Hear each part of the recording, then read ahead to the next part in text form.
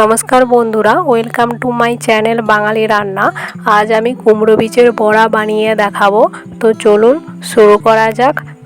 প্রথমে কুমড়ো বীজগুলো ভালো করে জল দিয়ে ধুয়ে পরিষ্কার করে নিয়েছি। এরপর জল ঝরিয়ে ভালো করে শুকিয়ে নিতে হবে।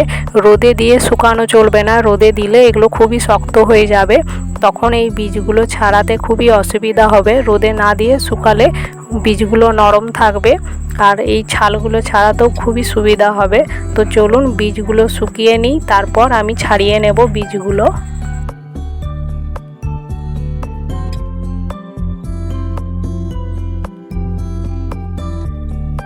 কুমড়ো বীজগুলো ভালো করে শুকিয়ে নিয়েছি। এরপর একটা একটা করে বীজগুলো ছালটা ছাড়িয়ে ভিতরের নরম অংশটা নিয়ে নিতে হবে।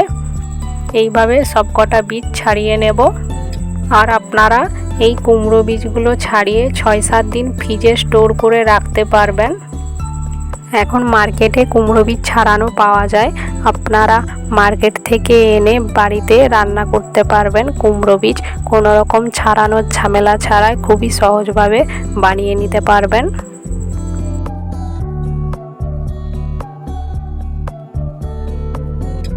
সবকটা কুমড়ো বীজ ছাড়ানো হয়ে গেছে।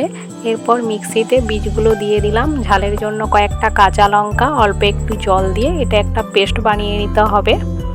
এখানে আমি পেস্টটা বানিয়ে নিয়েছি।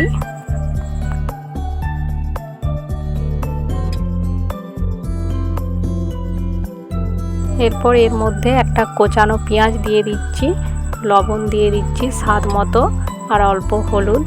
ভালো করে সব দিয়ে মাখিয়ে নিতে হবে।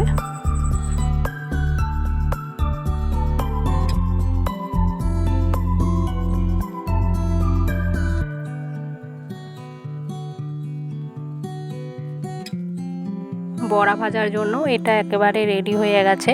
এরপর আমি বড়াগুলো ভেজে নেব। তো প্রথমে ফ্রাই প্যানের মধ্যে আমি অল্প তেল দিয়ে দিলাম। তেল গরম হয়ে গেছে। এরপর বড়াগুলো এক এক করে তেলের মধ্যে দিয়ে দিচ্ছি। এখানে বড়াগুলো আপনারা ছোট বড় যে কোনো সাইজেরই দিতে পারবেন, সেটা আপনারা যেমন চাইবেন সেই হিসেবে বড়াগুলো দেবেন।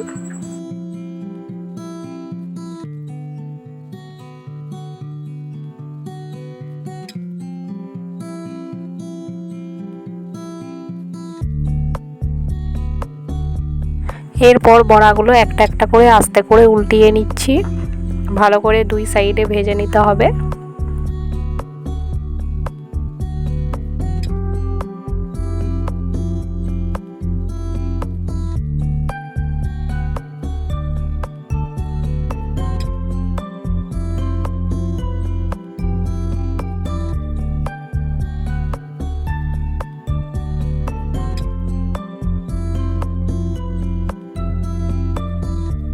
বড়াগুলো দুই সাইডেই ভালো করে ভেজে নিয়েছি। এরপর তুলে নিচ্ছি। বাকি বড়াগুলো এরপর দিয়ে দিচ্ছি। ওই একইভাবে বাকি বড়াগুলোও আমি ভেজে নেব। অল্প তেলেই এই বড়াগুলো ভাজা হয়ে যাবে। আপনারা এইভাবে কুমড়ো বীজের বড়া বাড়িতে একবার বানিয়ে দেখবেন, খুবই নরম হয়, খেতেও খুবই টেস্টি হয়। এই বড়া একবার খেলে বারবার খেতে ইচ্ছে করবে। আর কুমড়ো বীজ খাওয়া খুবই ভালো। তো আপনারা এইভাবে বাড়িতে বানিয়ে দেখবেন। বন্ধুরা, ভিডিওটি ভালো লাগলে অবশ্যই লাইক কমেন্ট করবেন আর আমার এই চ্যানেলটি সাবস্ক্রাইব করে দেবেন। আপনাদের একটি সাবস্ক্রাইব ভিডিও বানানোর উৎসাহ অনেক বাড়িয়ে দেয়। তো প্লিজ আমার এই চ্যানেলটি একটু সাবস্ক্রাইব করে দেবেন।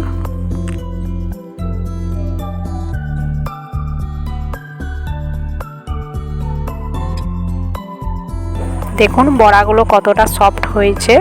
আবারও ফিরে আসবো পরবর্তী ভিডিওতে কোনো একটি নতুন রেসিপি নিয়ে। তো আজকের মতো বাই বাই।